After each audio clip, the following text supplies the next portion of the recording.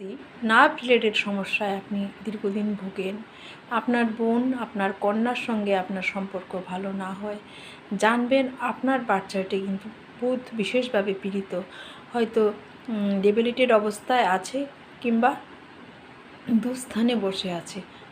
সেই ক্ষেত্রে স্কিন ডিজিজও আপনার হতে পারে। বুধের জন্য এই সব অসুস্থতা আমরা দেখতে পাই, মাইগ্রেনের সমস্যা দেখতে পাই। উপায় হিসাবে আপনি কিছু কিছু করতে পারেন। আপনি নিয়মিত লিফি ভেজিটেবলস খান, দেখবেন ডে বাই ডে এই সমস্যা কিন্তু দূর হচ্ছে। শাক, লতা পাতা, শাক সবজি, শশা নিয়মিত খান এবং বুধবার করে ঘাস, লতা পাতা, শাক সবজি যা আপনার সুবিধা হয়, মানে পসিবল হয়, সেই জিনিসটা আপনি কালো গরুকে খাওয়াতে পারেন।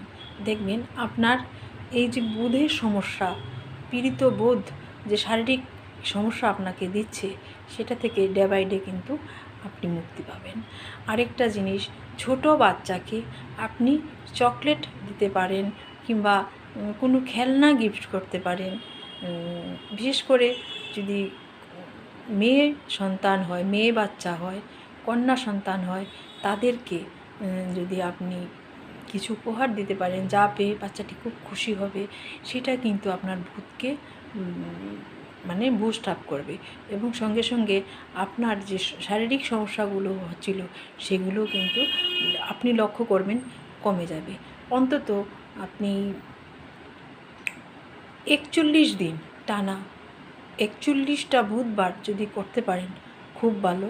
রেগুলার বেসিস আপনি এটা করে দেখুন, অবশ্যই দেখবেন একটা সময় আপনার কিন্তু এই সমস্যাগুলো থেকে আপনি মুক্তি পাবেন।